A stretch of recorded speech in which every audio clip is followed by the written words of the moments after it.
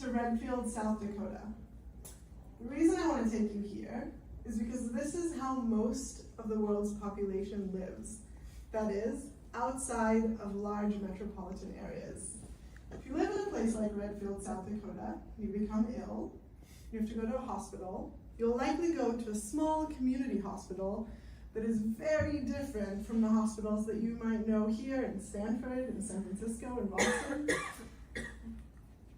I'm Emily Melzer. I'm CEO and co-founder of Latde Diagnostics, and I'm really excited to tell you about how we're going to be guiding antibiotic treatment for everyone, everywhere.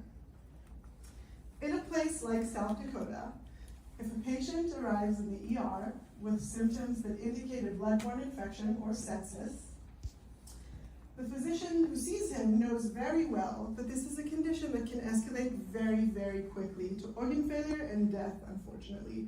She has no time to waste, and so she immediately has to put the patient on IV broad-spectrum antibiotics with very little information on this infection. She basically needs to take a guess and hope that it will work. Now, you might be thinking, it's kind of awkward, Emily, but haven't you heard? There are a ton of fantastic, sophisticated instruments. Adam showed us one of them that will tell this patient exactly which antibiotic is going to work for this patient. But I want to remind you, we're in Redfield, South Dakota. This hospital does not have access to these instruments. And so what will end up happening is that the physician will have to wait for a series of tests to take place until finally she has all of the information that she needs to customize the antibiotic treatment. A series of tests that will take up to 5 days. During these 5 days, treatment may be ineffective. I told you it was a guess, so this might lead to poor clinical outcomes and unfortunately death. Treatment, because she wants to cover her bases, will be overly aggressive. So this will lead to medical complications and side effects that might stick with this patient for the rest of her life. And finally, this type of overuse of antibiotics is contributing to the antibiotic resistance crisis, which we also call the silent pandemic. And so maybe you're thinking, who is actually still using these slow tools? And so when we asked 79 providers in the US and globally, what we found was that over 70% of them, including not so rural areas, are still using the slower solutions. If you think about this in terms of market size, the global antibiotic susceptibility testing market size is estimated at $3 billion. Out of that, 1.2 billion is spent here in North America, and most of that is actually spent on non-rapid antibiotic susceptibility testing. Now, 2 notes that I want to make about this slice of the market. The first one is that there is a huge push towards rapid antibiotic susceptibility testing. This is incentivized by payers, it's pushed by thought leaders, by policymakers, by accreditation agencies. And the second one being that market analysis after market analysis report tells us that the cost of these instruments are the main barrier for why these instruments cannot penetrate a broader market. So what I'm telling you is that these $700 million belong to people who need rapid antibiotic susceptibility testing, but cannot afford them, and they need a solution, and quickly.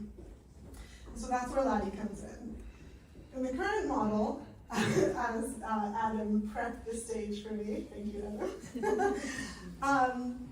If you want a rapid antibiotic susceptibility test, you have to make an investment in an expensive, specialized piece of equipment that costs at least $100,000, and then you also need to purchase the accompanying consumables. In Latde's model, we're developing a test that is tailored to equipment that already exists in every clinical lab. And so there is no upfront investment.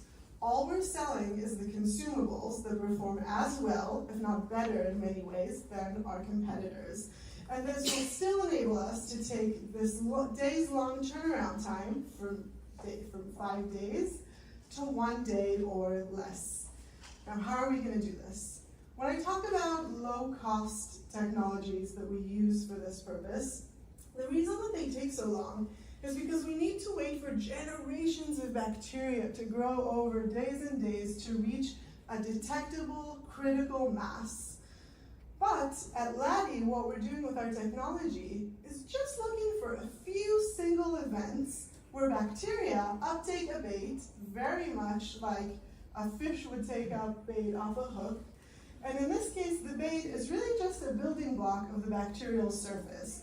And so what this means is that, again, like a fish that is hungry and happily growing in a lake, bacteria that are happily growing and metabolically active will take up this bait and basically present it on their bacterial surface for us to detect. So what does this actually mean for a test? Then we would be able to challenge bacteria with the antibiotics that the physician would consider prescribing, feed the bacteria with this bait, with this probe, and then see which of these antibiotics actually inhibited incorporation of this probe into the bacteria. So then the next question is, okay, how are you actually going to see if the bacteria are taking it up or not? I'm going to pull in Adam.